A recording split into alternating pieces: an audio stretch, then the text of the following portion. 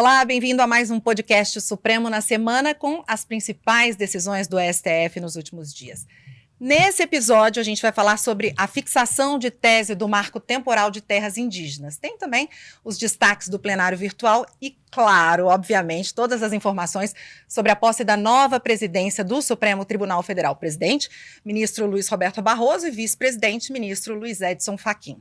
Bem, eu sou Alessandra Castro, jornalista, editora-chefe na Rádio e TV Justiça e a partir de agora também assumo esse podcast maravilhoso na companhia dos mais maravilhosos ainda, Mauro Burlamac e Gisele Reis. Um prazer estar aqui com vocês. Bem-vinda, obrigada. Alessandra. Vamos em frente. Estarmos aqui juntos agora nessa nova fase do podcast, né? Bom, para quem não me conhece, eu sou Gisele Reis, sou consultora jurídica da Rádio e da TV Justiça e junto com a Alessandra, com o Mauro, eu estou aqui explicando os aspectos jurídicos relacionados às decisões dos ministros. Hoje, especificamente, como a Alessandra mencionou, a tese do marco temporal e vamos tratar também de vários assuntos relacionados à posse do ministro Luiz Roberto Barroso na presidência do Supremo. Olá, eu sou Mauro Burlamac, jornalista da Secretaria de Comunicação Social aqui do Supremo, e junto com a Alessandra e com a Gi, vou contar como foi a semana aqui, tanto nas decisões, né, no plenário, quanto nessa questão aí da posse, a despedida da ministra Rosa Weber, da presidência. Alessandra, muito bem-vinda ao podcast. Obrigada, vamos lá, vamos em frente. Então, já vamos para os destaques da semana, que não poderia deixar de ser a posse do ministro Luiz Roberto Barroso, posse super aguardada, super comentada, na presidência do Supremo Tribunal Federal e também do ministro Edson Fachin. Isso foi na sessão de quinta-feira, mas antes, na sessão de quarta, a gente não pode deixar de falar, teve a despedida da ministra Rosa Weber da presidência do Supremo Tribunal Federal. Ela fez uma sessão, né? Na sessão ela fez um balanço da gestão dela, falou sobre democracia, movimentação processual, questão das audiências públicas, um assunto muito caro para a ministra, e também no discurso ela lembrou, claro, dos ataques de 8 de janeiro, que, como ela costuma chamar, é o dia da infâmia. Eu separei um trechinho, vamos dar uma olhadinha no que ela falou? Vamos. A resistência, a resiliência e a solidariedade ficaram estampadas na metáfora da travessia da Praça dos Três Poderes, do Planalto ao Supremo, o mais atingido pelo vilanismo. Todos nós, simbolicamente de mãos dadas, desviando das pedras, dos cacos de vidro, dos cartuchos de balas de borracha que abarrotavam o chão da praça. Inabalada restou, repetirei sempre, nossa democracia, como inabalável continua simbolizada neste plenário inteiramente restaurado quando da abertura do ano judiciário.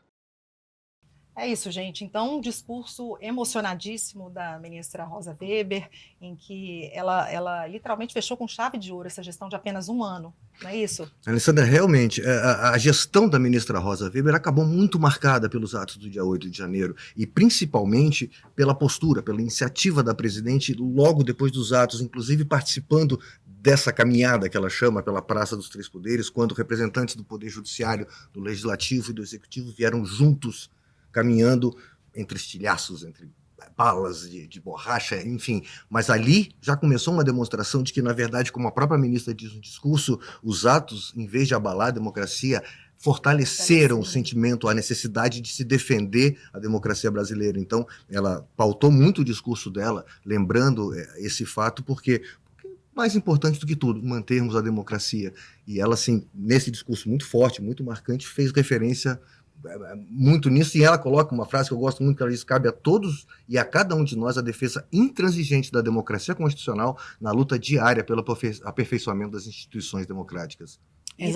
Desculpa, teve aquele abraço simbólico também, que marcou muito a gestão dela, né, no retorno das atividades do judiciário. Sim, Alessandra. A ministra Rosa Weber, ela trouxe uma administração que foi pautada pelo respeito à Constituição Federal, sem dúvida, e também pela reafirmação dessa importância da defesa da democracia, exatamente pelo que ela acabou experimentando, né, nunca antes visto na história do Brasil e na história do Supremo Tribunal Federal. A ministra é a terceira mulher a integrar o Supremo Tribunal Federal, então ela pôde exercer essa presidência por um período mais curto, e alguns atos foram muito importantes na gestão dela.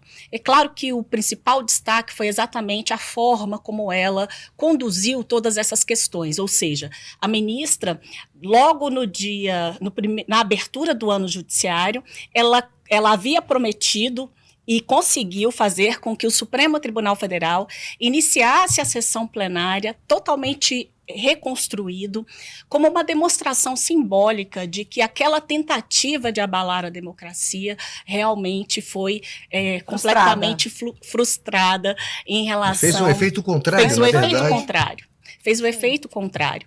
E mais, além de conseguir reestruturar, né, o plenário do Supremo Tribunal Federal, estamos falando de uma questão física, mas ela também fez com que fosse possível que os julgamentos acontecessem normalmente e que, inclusive, durante a gestão dela, ações penais relacionadas à punição de atos antidemocráticos, configuradores de crime, pudessem ser julgados pelo próprio plenário que foi destruído pelos infratores, né, pelas pessoas que acabaram tentando aí o golpe contra o Estado.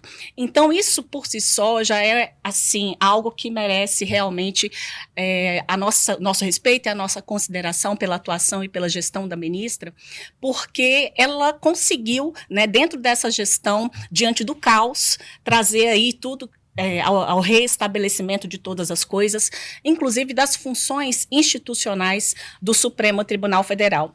Então, esse aspecto dos atos antidemocráticos realmente marcou muito a gestão da ministra Rosa Weber, principalmente por ter deixado a presidência já com a condenação de 3 réus por diversos crimes relacionados a todos esses atos de violência. Eu acho que a gente pode citar, quer acrescentar alguma coisa, Mauro? Eu ia comentar que o ministro Gilmar Mendes, que fez o discurso homenageando a ministra Rosa Weber, né, nessa sua despedida, ele fala que, além da bravura e da competência da ministra Rosa Weber conduzindo, vamos dizer assim, o Supremo Tribunal Federal nessa época difícil, né, depois dos atos do dia 8 de janeiro, sim, além dessa bravura que ela demonstrou, ela ainda agiu, trouxe processos para julgamento extremamente polêmicos, claro, sensíveis, mais importantes, né, como o caso de descriminalização do porte de drogas, juiz das garantias, né, um julgamento que foi bastante longo e importante para o judiciário como um todo, marco temporal, que a gente vai falar daqui a pouco. As ações penais já julgadas, né, do 8 de janeiro, já julgadas no próprio plenário destruído. No próprio plenário, sobre a gestão ainda da própria ministra Rosa Weber, né, ela conseguiu... Lançou, né, a campanha também Democracia Inabalada, que foi uma campanha... muito forte, muito muito ela fez bonita, questão de relembrar a cada 8 de janeiro, nesses últimos meses, ela sempre fez questão, que é importante lembrar para que não seja esquecido, né? Que não o dia da infâmia. O dia da infâmia. Lançou o voto dela na questão do aborto também, quer dizer, temas sensíveis, delicados, importantes, ou seja, acabou sendo uma gestão muito profícua, não só com essa questão da democracia sendo restabelecida de uma forma muito mais forte, importante, mas com temas muito sociais e polêmicos, trazidos para discussão no plenário, e sempre, como a gente fala, no plenário reconstruído, que é muito bom para todos nós que acompanhamos aqui todo dia, né, Gê? É verdade. E também uma preocupação enorme com a comunidade indígena, com comunidades quilombolas, né? Além do marco temporal, nós tivemos aí o lançamento da primeira Constituição Federal traduzida em língua indígena, e a ministra fez questão, inclusive, de ir até, né, as aldeias e tal, e ter a oportunidade de fazer o lançamento dessa Constituição em meio às comunidades indígenas. Então, assim, isso demonstrou, né, esta humanidade da ministra, né, que a gente vê... acompanhou durante esse período, mas mesmo com toda a doçura que a ministra tem, ela foi muito discreto dela, né? Ela foi muito firme quando precisou ser firme. Ela foi muito ativa no sentido de realmente resguardar ali os seus posicionamentos, de trazê-los ainda para a Suprema Corte antes mesmo da sua aposentadoria, porque ela está deixando o Supremo Tribunal Federal em razão de completar, né, 70 75 anos de idade, já completa agora no início de outubro.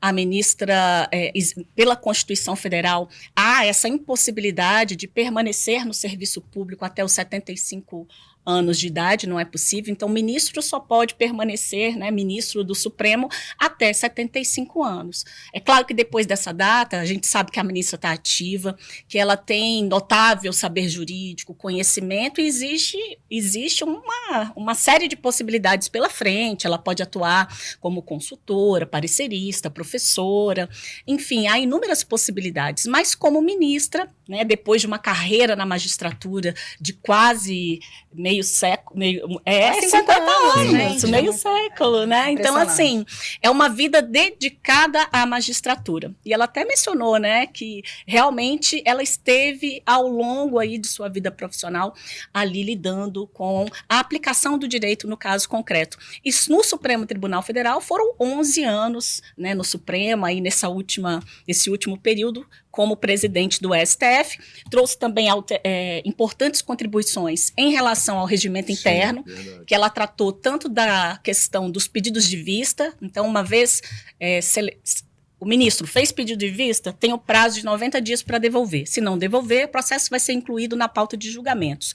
Outro ponto importante, para poder também garantir o julgamento colegiado, né? A partir do momento em que o ministro concede uma liminar, essa decisão tem que ser submetida imediatamente ao plenário, né? Ainda que seja o plenário virtual, em alguns casos, plenário presencial, também num prazo aí para poder fazer com que no Supremo Tribunal Federal, de fato, prevaleçam as decisões colegiadas.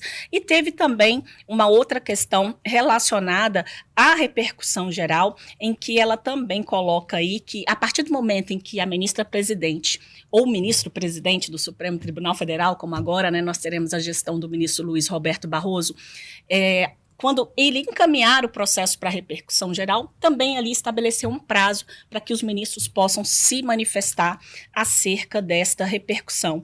Então, são realmente pontos fundamentais que a gente precisa citar. Na atuação do CNJ, porque o presidente do Supremo Tribunal Federal também assume a presidência do Conselho Nacional de Justiça. E na atuação do CNJ, promoveu mutirões carcerários. Então, ela trouxe aí, né, é claro que os mutirões carcerários já haviam sido implementados pelo CNJ, mas ela trouxe novamente com essa preocupação para as comunidades prisionais. Inclusive chegou a visitar diversas unidades prisionais, né, vivenciando ali de perto as mazelas que essa parcela da população sofre.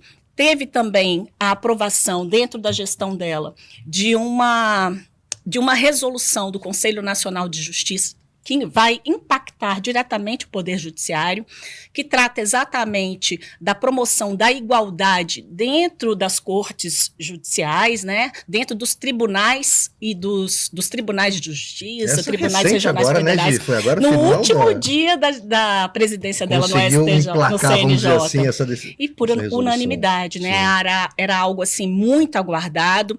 Esta aprovação foi aprovada, essa resolução, que é de número 525, e ela criou a alternância de gênero no preenchimento de vagas para a segunda instância do judiciário. Então, essa dinâmica de promoção de juízes para a segunda instância, agora, com essa resolução, vai aumentar a presença de mulheres nos tribunais de justiça e tribunais regionais federais, a partir da criação de listas mistas, e até mesmo de listas exclusivas só de mulheres, mistas contendo homens e mulheres, e listas exclusivas para que haja a promoção de mais mulheres, né, como desembargadoras de tribunais. E também a gestão dela, eu posso dizer que foi assim tão histórica, né, para o Supremo Tribunal Federal, em razão até do momento que ela viveu desse ataque à democracia, que ela chegou a ser homenageada por um livro, né, de um grupo, a Associação Elas Pedem Vista, em que vários ministros, e ao todo foram 40 juristas, advogados, professores, ministros de outros tribunais superiores também, acabaram homenageando a ministra, que também se emocionou bastante, inclusive. O final do discurso da ministra, né, em que foi aplaudida de pé por coisa de um minuto ou dois por todos os ministros, todos que estavam. Aquilo foi e demonstrou realmente assim o papel que ela desempenhou, né, nessa sua gestão, foi uma coisa marcante. E a ministra, então, essa juíza de 50 anos de carreira que tanto fez aí pelo Brasil, Justiça Trabalhista, e aqui, a partir de amanhã, sábado, a gente grava o podcast na sexta, no sábado ela deixa, porque o decreto de aposentadoria, né, publicado hoje, com efeitos a partir de amanhã. Então, a ministra hoje deu os seus últimos votos no plenário virtual, nos processos que começaram a ser julgados hoje. Sim. Ela ainda está nativa, votou, e a partir de amanhã, então, aí descanso. Ela... Ou não, né? Ou não. Aí, enfim, vamos ver o que vai acontecer. Ela aparenta, os próximos capítulos. Ela aparenta ter muito a oferecer ainda, né? Com certeza, com certeza. E outra coisa, Alessandra, ela apresentou o balanço, mas de uma forma nova. Importante. Ela não citou números, dados, nem nada. Ela disse, olha, é digital, está disponível no nosso site, né, quem tiver interesse. Então a gente também, né, fala para quem está nos assistindo que o balanço está lá no site, quem tiver curiosidade de saber como é que foi a gestão da ministra em números, né, em dados de julgamentos, sessões e tudo, está disponível lá. De forma prática e direta. Isso. Então vamos para quinta-feira? Vamos lá. Sessão de posse, solenidade de posse da nova presidência do Supremo. Ministro Luiz Roberto Barroso como novo presidente da Corte, ministro Edson Fachin como vice-presidente. Assim como o discurso de despedida da ministra Rosa foi um discurso muito emocionado, o do ministro Barroso não foi diferente, né? Ele defendeu minorias, foi muito contundente quando disse que vai intensificar o diálogo com os poderes, a separação dos poderes, enfim. Esse diálogo mais estreito também com a sociedade, uma coisa muito importante que ele falou. E outra coisa que ele enfatizou muito foi o trabalho. Isso ele falou de forma assim, muito forte, o trabalho que ele pretende fazer pela pacificação do país. Então, quanto a isso, eu também separei um trechinho, vamos dar uma olhada no discurso dele de posse. A democracia venceu e precisamos trabalhar pela pacificação do país. Acabar com os antagonismos artificialmente criados para nos dividir. Um país não é feito de nós e eles. Somos um só povo, do pluralismo das ideias, como é próprio de uma sociedade livre e aberta. No interesse da justiça, pretendo ouvir a todos, trabalhadores e empresários, comunidades indígenas e agricultores, produtores rurais e ambientalistas, gente da cidade e do interior, e também conservadores, liberais e progressistas. Ninguém é dono da verdade. Ninguém tem o monopólio do bem e da virtude. A vida na democracia é a convivência civilizada dos que pensam diferente. E quem pensa diferente de mim não é meu inimigo, mas meu parceiro na construção de uma sociedade aberta, plural e democrática. Isso aí, ele já deu o tom da gestão dele, né, nesses próximos 2 anos, né, Mauro? E importante, né, ali na mesa com o presidente da República, os presidentes do Senado e da Câmara, OAB, Procuradoria-Geral da República, todos sentados à mesma bancada. Emblemática, imagem, né? E mostrando, a gente veio do discurso da ministra Rosa que fala do dia 8 de janeiro, a importância da reconstrução da democracia, o fortalecimento, e aí o ministro Barroso vem e diz isso, na verdade, a democracia é no dia a dia. É construída no dia a dia, ela é dinâmica, você não pode achar que ela está estabelecida, concretizada e pronta. É uma luta diária você manter ela. E aí é o que fala o ministro, né? Saímos daquela situação do 8 de janeiro, processo sendo julgado, o presidente eleito tomou posse, né? Acontecendo tudo dentro da normalidade, mas é preciso pacificar. A gente veio dessa situação muito polarizada. E é isso que o ministro fala, né? Que quem diverge de mim não é meu inimigo. As pessoas precisam conversar, precisam, né, debater os assuntos. Então, o discurso dele vem muito nessa coisa da pacificação do país, nesse sentido, o fortalecimento da democracia, ou seja, essa harmonia entre os poderes. Não há luta entre os poderes, há uma harmonia entre eles, cada um com seu papel, mas harmonicamente atuando sempre em prol da democracia. Então, o discurso é muito voltado nessa área. E o ministro ainda fala na questão da comunicação, né? Ele tem muito interesse em melhorar a forma como o tribunal, principalmente o Supremo Tribunal Federal, o Judiciário como um todo, mas o Supremo Tribunal fala com a sociedade, explica as suas decisões, dá a entender as suas decisões para uma parcela maior da sociedade, porque muitas vezes ele mesmo fala, né, o juridiquês, como a gente costuma falar, às vezes fica um pouco difícil de entender, e isso acaba levando a decisões serem mal interpretadas. Então, é um foco muito importante na gestão dele. Inclusive, eu acho que a gente precisa destacar aqui que o ministro, menos de 24 horas depois de tomar posse como presidente da Suprema Corte do país, marcou uma coletiva de imprensa. Aliás, coletiva que terminou agora há pouco, foi muitíssimo prestigiada, coletiva cheia, em que ele falou que tem interesse em manter uma comunicação, será que a gente pode dizer um papo reto e direto com a imprensa e assim chegar da forma mais correta, mais eficiente, mais eficaz à sociedade, é isso, Foi o que ele já fez hoje, na verdade, exatamente, né? Como você falou, concorrida a coletiva, lotou ali o Salão Branco de jornalistas, muitas perguntas ao ministro, e ele não se furtou a responder. Nenhuma delas. Eventualmente, se era alguma coisa ligada a um voto que ele vai vir a proferir, a gente sabe que não pode falar, mas mesmo assim ele não deixou sem explicar o que estava acontecendo. E a gente teve perguntas sobre a questão do aborto, a questão das drogas, reforma tributária, os atos do dia 8 de janeiro, o julgamento das ações penais, os fatos de acontecer em plenário virtual, em plenário presencial, que tem dado alguma polêmica, falou dos eixos de gestão dele, essa coisa da comunicação, fortalecimento da democracia, relacionamento, fake news, desinformação, falou sobre os 35 anos da Constituição, que vai vir agora pela frente, propostas que ele pretende implantar na gestão dele. Então, assim, como você falou, um papo reto com os jornalistas, que são quem divulgam a informação de qualidade para a sociedade brasileira, né, Gil? É isso aí. E é exatamente dentro dessa linha, né, de trazer bastante transparência, uma comunicação acessível a qualquer pessoa que tenha acesso, né, à informação, para que as informações não sejam deturpadas. Ele até citou casos em que o Supremo Tribunal Federal decidiu, mas isso foi repassado de uma maneira que acabou desvirtuando o sentido daquela decisão. E ele não quer que isso aconteça. Ele já até anunciou que vai fazer uma cartilha ali com ali com a gestão, com os principais eixos da gestão dele, que trata primeiro sobre conteúdo, depois comunicação e depois relacionamento.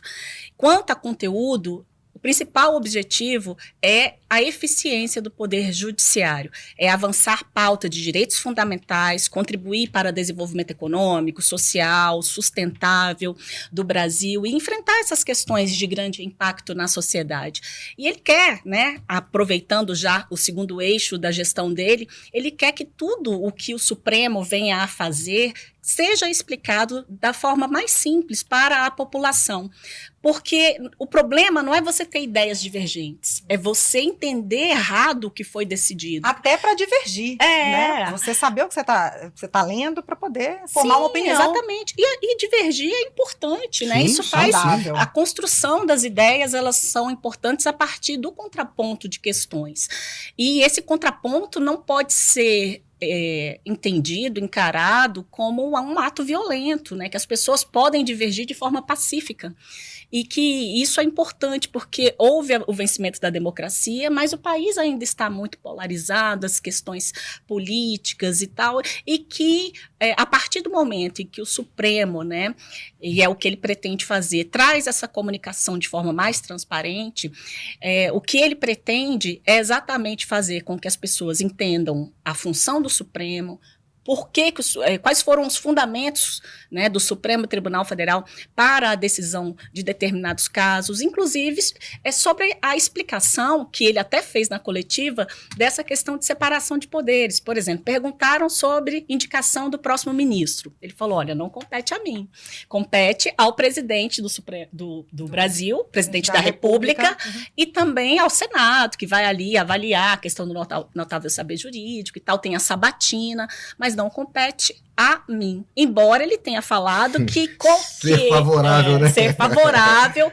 à representação feminina claro, das cortes. Então, ele realmente colocou a posição dele, mas ele falou, mas isso não cabe a mim. Cabe ao presidente da República, mas eu sou a favor. Agora, é claro que, como presidente do Conselho Nacional de Justiça, ele tem já esta visão no sentido de fazer com que haja mais mulheres dentro do Poder Judiciário. Elogiou, inclusive, a resolução né, que foi aprovada na gestão da ministra Rosa Weber. Então, isso é muito importante. Assim, ele deixou de uma maneira muito clara, transparente. Ele chegou até a falar, né?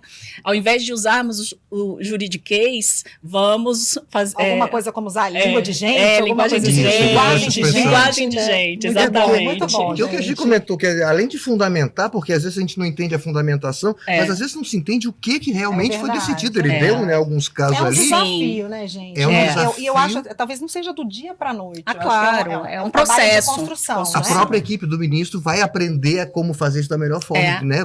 Fazendo Ele até se comprometeu, assim, na verdade, não diria compromisso, mas a intenção, né? A gente não sabe até quando isso vai efetivamente ser implementado, mas ele até pensou em ter um resumo ali dos julgamentos, né, de plenário, para poder melhor informar a população acerca das decisões do a STF. sociedade, ao Isso, final com de essa cada sessão, seria Sim. isso, né? com essa linguagem mais clara, mais objetiva, enfocando exatamente no que está sendo decidido. Isso, inclusive, combate a desinformação, fake news, né? A atuação dele no Tribunal Superior Eleitoral foi muito nesse sentido, né, de combate à desinformação. Ele viveu isso na pele, Sim. no comando do TSE, e realmente ele vai trazer isso também para o Supremo Tribunal Federal, que por diversas vezes sofre ataques em razão da desinformação. Então é preciso esclarecer a função, ainda que você não concorde com a decisão, Sim. ou que concorde, mas você precisa entender realmente o que foi decidido. Pois é, lá na coletiva eu até anotei em relação a isso, Gi, que ele falou sobre educação midiática, né? Que é informar as pessoas para que ela, quer dizer, educar mesmo, fazer aquele trabalho pedagógico para que as pessoas não repliquem informação que elas não têm certeza da fonte, não repassem essa chamada desinformação. É isso. A desinformação gera tragédia, né? É verdade. E, Então, ele lembra, né, que hoje em dia as pessoas estão consumindo informação pelas redes sociais. Diminuiu muito a forma de buscar informação tradicional, de buscar no jornal, mesmo que seja online. As pessoas estão nas redes sociais, na turma do Zap, na rede social, no Instagram, no TikTok. Então, assim, fica mais difícil combater. Por quê? Porque as pessoas recebem uma informação e passam adiante sem checar a veracidade. Ele fala que muitas pessoas estão transmitindo coisas, desinformação, não por maldade. Recebe, repassa. Exatamente. E esse é assim que a desinformação acaba se espalhando pelo país inteiro e causando mal em alguma situação. Então, é difícil combater, mas é isso que ele quer combater. E a educação é a pedra fundamental. a pedra fundamental. E aí ele também tocou no terceiro ponto, que é a questão do relacionamento, no sentido de que ele quer ouvir a sociedade.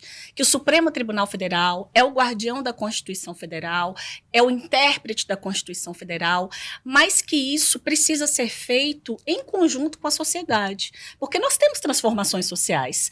Foram essas transformações sociais que permitiram que o Supremo Tribunal Federal reconhecesse a união homoafetiva, dentre outras diversas decisões que foram proferidas pelo STF, que são necessárias, a gente não sabe quais são as próximas modificações dentro da nossa sociedade, mas é preciso que o Supremo esteja atuando também atento à voz dessa sociedade no sentido de entender o contexto em que aquelas demandas jurídicas se inserem para que elas possam ser definidas.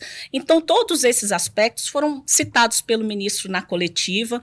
Ele inclusive, falou novamente essa frase que a gente acabou de ouvir sobre a vida na democracia e a convivência civilizada dos que pensam diferente. Ele fez questão de tocar nesse ponto, anunciou, inclusive, que já para a próxima semana vai ter um evento em comemoração à Constituição Federal. Os 35 anos, 35 da Constituição anos, Federal. Numa sessão solene. Sessões solenes, inclusive, acontecem em momentos importantes da Suprema Corte. A posse, por exemplo, foi uma sessão solene que contou com a participação das autoridades, presidente da República, dos três poderes, além de ministros, não só dos tribunais superiores, de todos os tribunais, ministros aposentados, amigos. Ele até agradeceu, inclusive, fez ali no seu discurso um momento dedicado à questão da gratidão.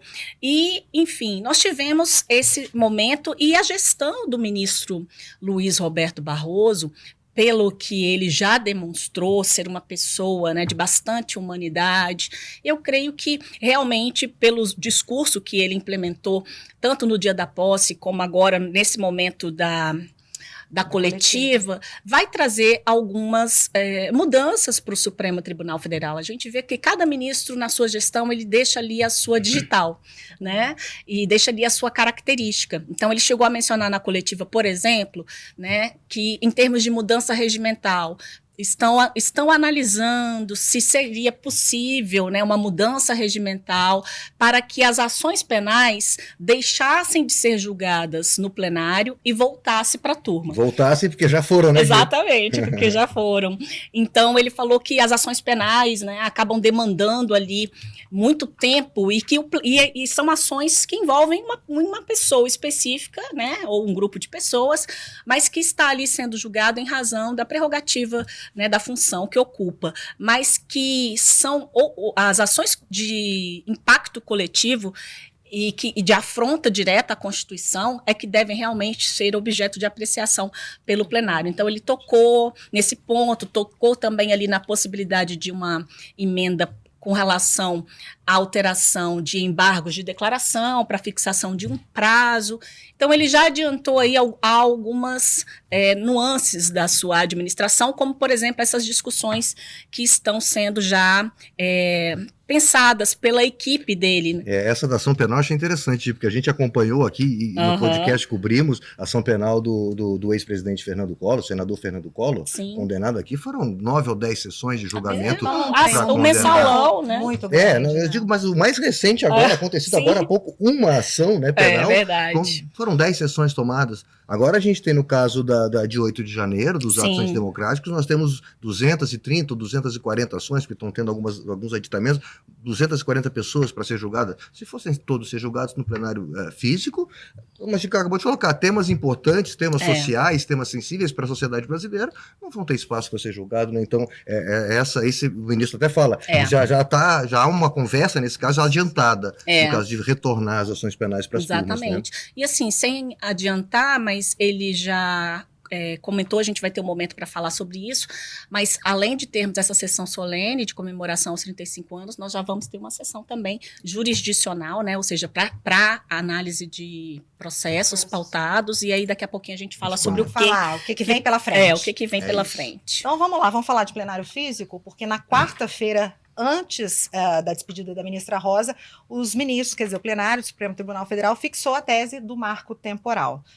Aquela tese jurídica, segundo a qual os povos indígenas têm direito apenas às terras que ocupavam, já disputavam até a data da promulgação da Constituição Federal. Essa tese foi rejeitada, inclusive. Então, os ministros, inclusive com a ministra Rosa ainda presidindo a sessão, chamou atenção para que... para o fato dessa tese ter sido construída de forma coletiva, né? Porque lá no plenário houve aquela discussão se seria uma tese mais analítica ou mais sintética, e no final das contas eles chegaram a um acordo com uma tese com 13 pontos, não é isso, Mauro? Isso, acabou vencendo a teoria da tese mais analítica, criando meio que um estatuto jurídico das demarcações indígenas, né, no Brasil. Então, como você colocou, o marco temporal já havia sido rejeitado, a questão pontual do marco temporal ser a data da Constituição, isso já estava afastado, já tinha sido decidido. O que ficou para ser definido seria exatamente essa tese, ficou para a sessão agora de quarta-feira, e aí começaram nessa discussão que você comentou de vamos ser sintético, falar só do ponto do marco temporal, até porque o recurso extraordinário discutiu uma questão que não envolvia indenizações e outros temas que foram discutidos, ou vamos logo criar, então, esse estatuto, vamos dizer assim, né, das demarcações de terras indígenas, e acabou vencendo, então, essa teoria de criar essa tese mais abrangente, né, que envolve vários aspectos ligados à demarcação de terras indígenas do Brasil.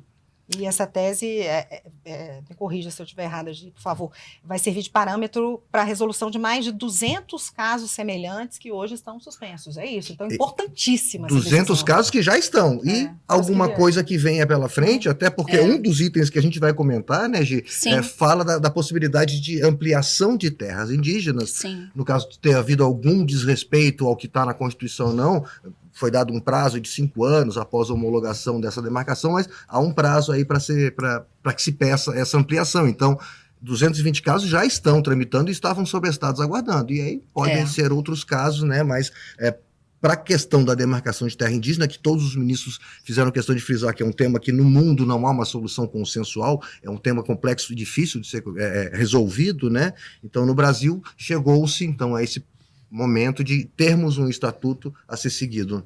né, Gê? Exatamente. E isso se deu em razão do reconhecimento da repercussão geral, porque no momento em que houve, né, o reconhecimento, foi exatamente para definir o estatuto jurídico constitucional envolvendo a demarcação de terras indígenas e todos os seus desdobramentos.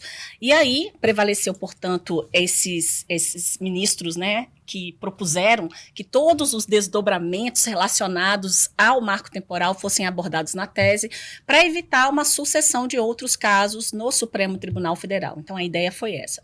Nesse julgamento, o Supremo acabou revisando o que já havia decidido, né, afastou o marco temporal, e isso, inclusive, um dos pontos da tese é exatamente o afastamento do marco temporal, no sentido de que a proteção constitucional, né, das terras, ao uso e usufruto exclusivo das terras por comunidades indígenas, se dá independentemente de estarem ocupando ou reivindicando a terra na data de 5 de outubro de 1988. O marco temporal exigia essa data. O que o Supremo definiu é que essa data não é o requisito imprescindível para o reconhecimento desse direito. Inclusive, o marco temporal ali, a demarcação é um ato declaratório, porque o direito já é até anterior à Constituição Federal.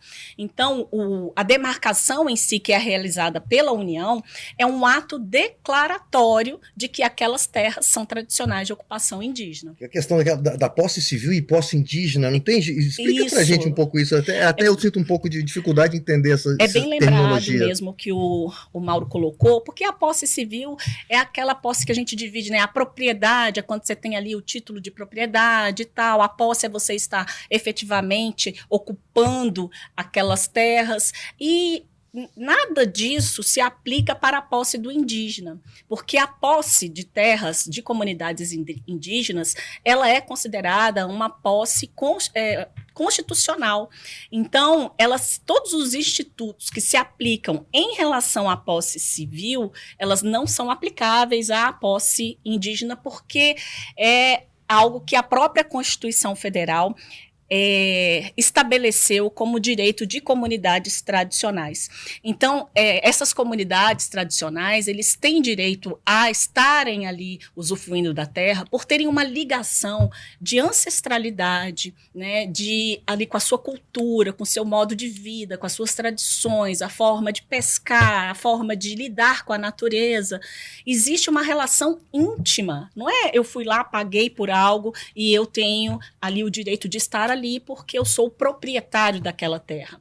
É uma ligação de tradicionalidade, de ancestralidade, que demonstra realmente ali uma íntima conexão entre as comunidades tradicionais e aquele terreno que está sendo reivindicado. Eu acho só importante ressaltar, e ver se você concorda comigo, eles ao mesmo tempo reconheceram a tradicionalidade como, né, fundamental para se reconhecer uma área indígena, eles afastaram a questão da posse imemorial. Sim, não é isso? Sim. O ministro Barroso, inclusive, hoje, né, na coletiva, ele explica que não é que os indígenas habitavam determinado local, abandonaram, foram embora, nunca mais voltaram.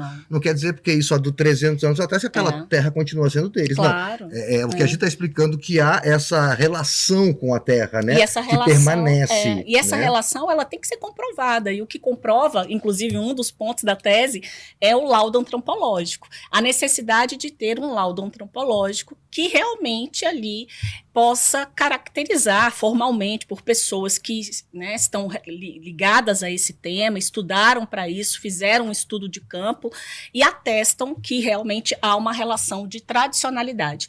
Então, existem vários aspectos que são analisados na demarcação de terras indígenas.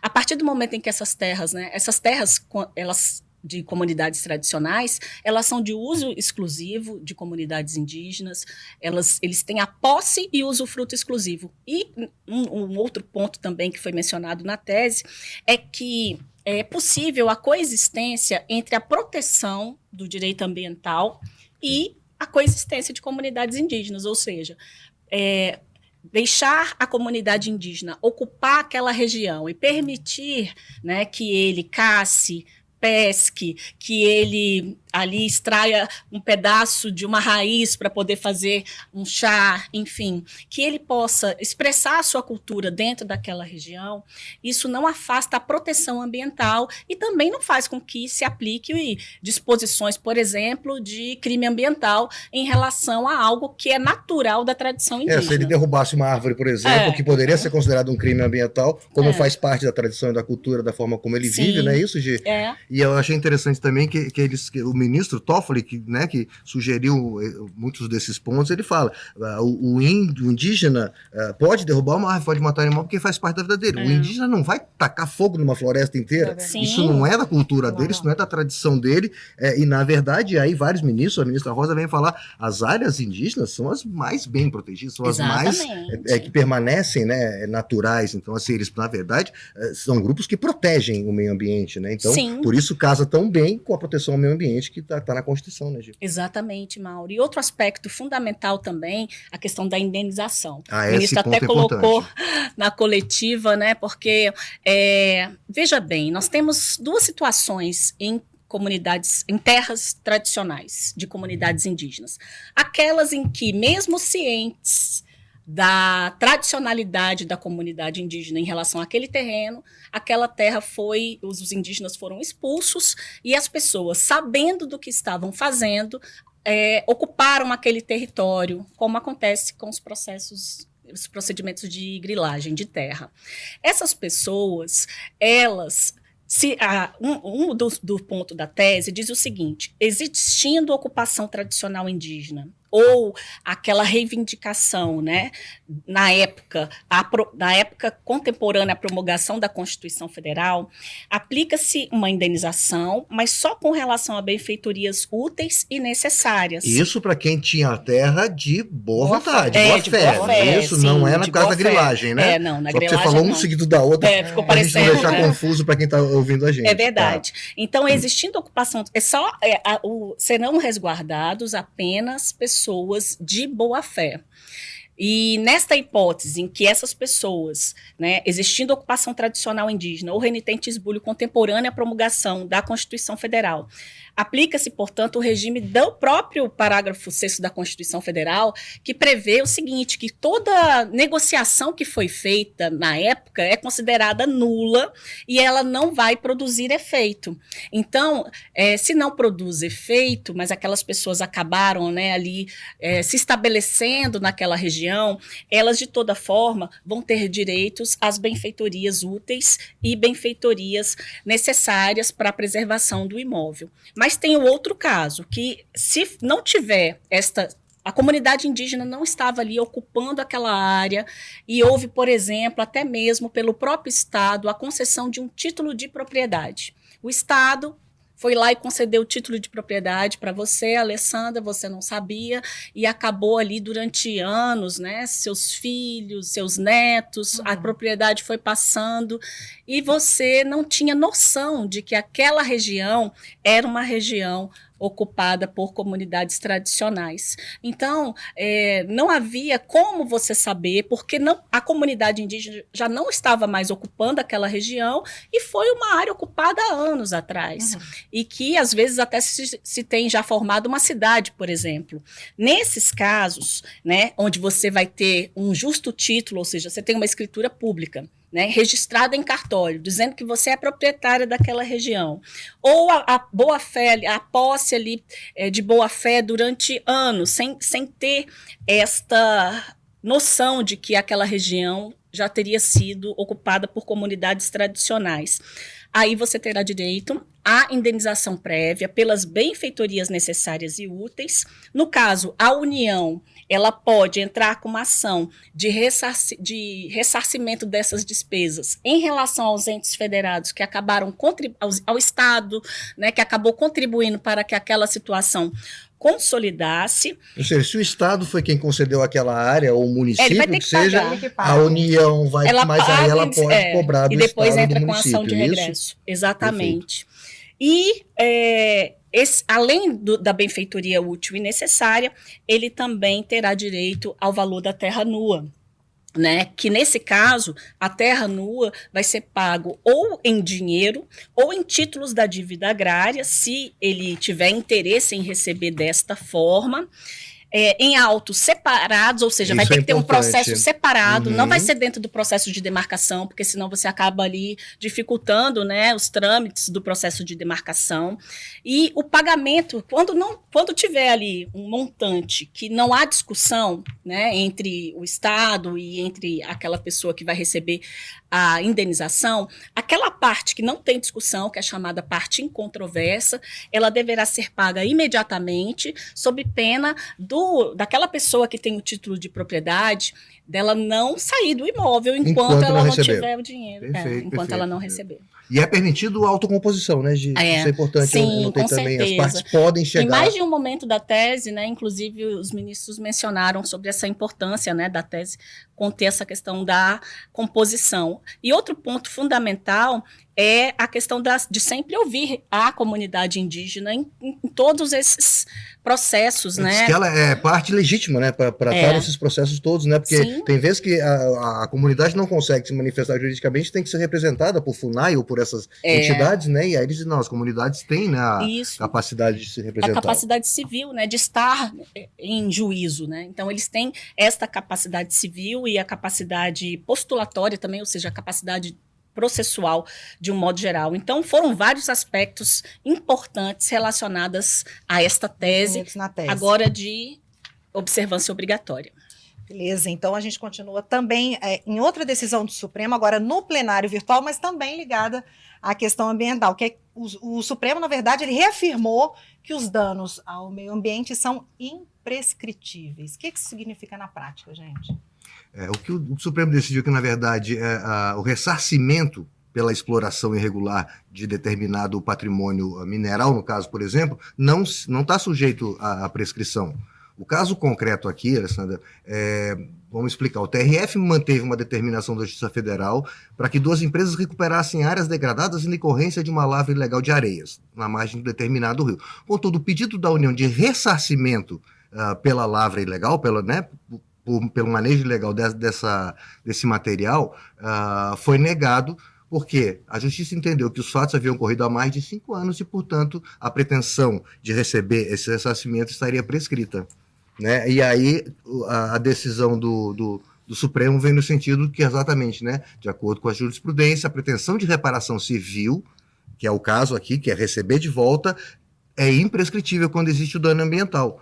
Né? A ministra Rosa Weber, que dá o voto vencedor, fala que o dano ambiental não é um mero ilícito civil, porque afeta toda a coletividade e os interesses envolvidos ultrapassam gerações e fronteiras. É um bem que acabou e pode ser que nem volte mais e outras gerações não têm. Então, tratar isso com imprescritibilidade não pode, né, gente?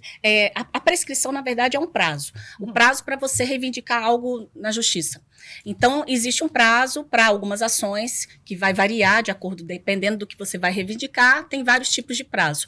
E aqui o que se discutia era exatamente saber, nesses casos em que houve, né, danos ao meio ambiente, é possível que a União seja ressarcida a qualquer tempo em relação a esses danos, ou só pode cobrar de quem causou os danos dentro de X anos. E aí o que o Supremo definiu foi exatamente que danos ambientais podem ser cobrados a qualquer tempo. O que se pretendia era a aplicação de um entendimento do Supremo Tribunal Federal que estabeleceu o prazo no caso de transportes públicos, né? De contratos de transportes, em que foi decidido pelo STF aqui o seguinte, sobre a sistemática da repercussão geral, falando que é prescritível a ação de reparação de danos à fazenda pública decorrente de ilícito civil. Só que neste caso, o caso concreto tratou de transporte, relações relacionadas a acidente de trânsito, melhor dizendo. E nesse outro caso era um contexto completamente diferente, porque se trata de meio ambiente e tal.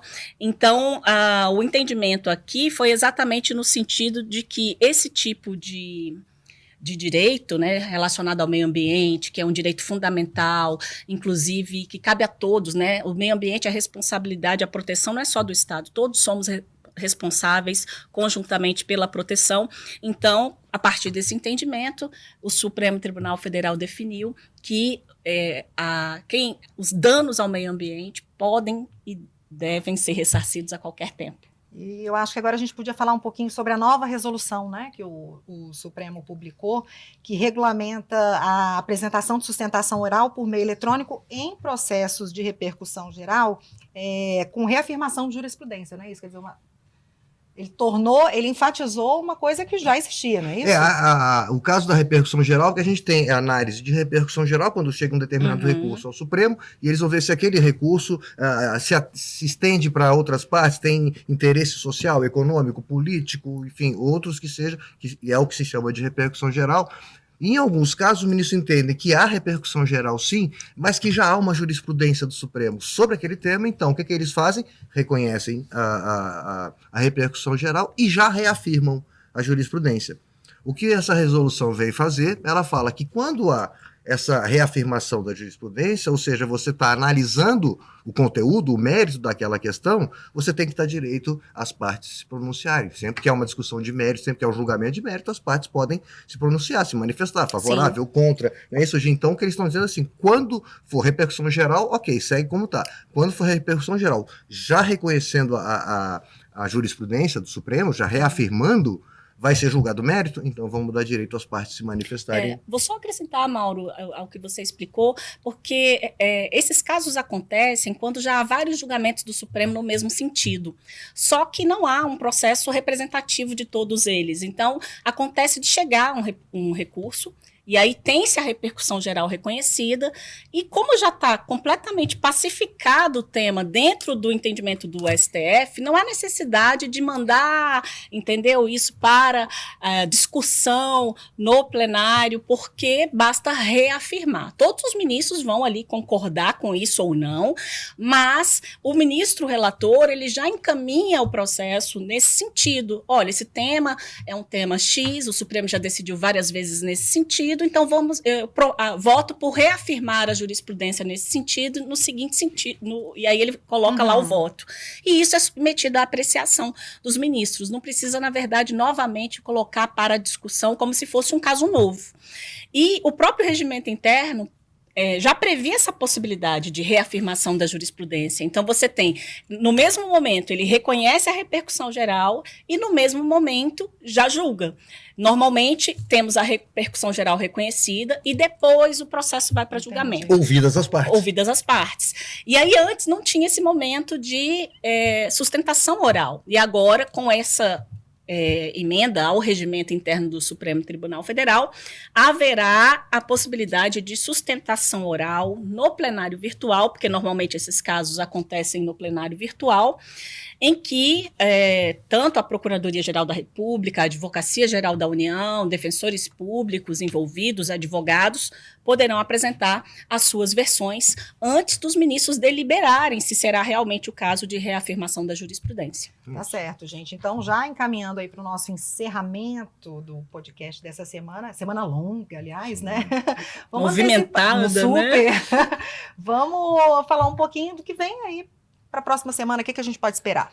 A primeira coisa que o ministro Barroso também já falou hoje na coletiva, ele disse que na terça-feira, o que para a gente que acompanha o Supremo há muito tempo já é uma novidade, vai ter uma sessão extraordinária do plenário, não costuma, as terças-feiras é reservado para a sessão de turma. Na terça-feira vai ter uma sessão extraordinária do Pleno e vai ser analisada uma questão interessantíssima também, que está com vista do ministro Luiz Roberto Barroso, que trata de um estado de coisas inconstitucionais na questão no sistema penitenciário brasileiro. Sim. Uma discussão que já vem há tempo aqui na Corte, o ministro Marco Aurélio já chegou a se manifestar, já houve referendo numa liminar, né, já se reconheceu, enfim, já há umas medidas e estava com vista do ministro Luiz Roberto Barroso, e então já traz o tema agora para terça-feira, numa sessão extraordinária. Presencial. Presencial. Na quinta ele já falou, né? A gente já adiantou pra gente que vai ter a sessão solene comemorativa dos 5 de outubro, né? 5 de outubro. Data da promulgação da Constituição, né? Completa 35 anos, né? Em 2023.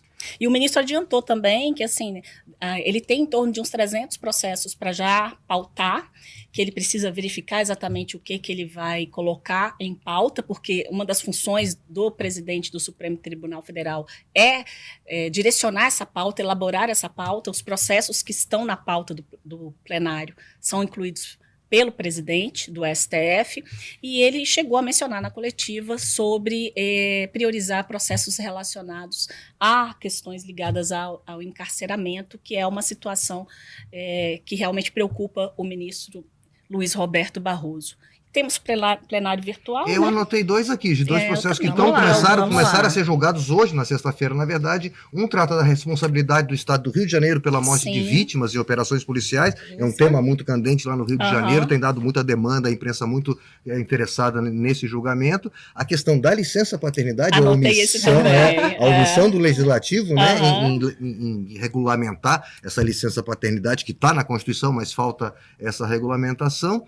E o plenário virtual está julgando agora 5 ações penais dos atos do dia 8, né? Réus do dia 8 de janeiro estão em julgamento agora, já tem 3 horas. Ministra Rosa Weber, no seu último dia hoje, já apresentou o seu voto, no caso, inclusive acompanhando. Quem quiser já pode até ter acesso a esse voto da ministra. Já estão lá os votos, né? Né? Já estão lá no portal os votos, então 5 estão sendo julgados agora, e já há uma sessão marcada para começar na sexta-feira que vem, com mais 7 ações penais desses atos do dia 8 de janeiro. E o último que eu vou mencionar aqui é uma ação direta de inconstitucionalidade, é uma devolução de vista, discute exatamente a questão do repasse de dados cadastrais por operadores de celular a delegados de polícia, membros do Ministério Público, independentemente de autorização judicial, em investigações sobre tráfico de pessoas. Processo aí também de extrema importância. Também, gente. Encerramos? É isso, foi isso. Obrigada pela parceria, foi ótimo. Sim. Tá? E daqui para frente, estamos juntos. Vamos que vamos. Vamos lá. É isso aí, gente. Para você que nos acompanhou até aqui, muito obrigada pela companhia. Eu espero que você tenha gostado do nosso bate-papo, na verdade. Porque a intenção, na verdade, é essa, né? A gente tratar de assuntos importantes, mas de uma maneira leve, fácil, simples. Tá quase igual o ministro Barroso, né? O nosso papo direto. Papo reto e direto. E você pode acompanhar o nosso Supremo na Semana no canal do STF, no YouTube e também no Spotify, além das plataformas de áudio que já estão disponíveis, também são várias as plataformas, e no Apple Podcasts. É isso, muito obrigada mais uma vez pela companhia e até a próxima. Obrigado, até a próxima. Tchau, tchau. Tchau.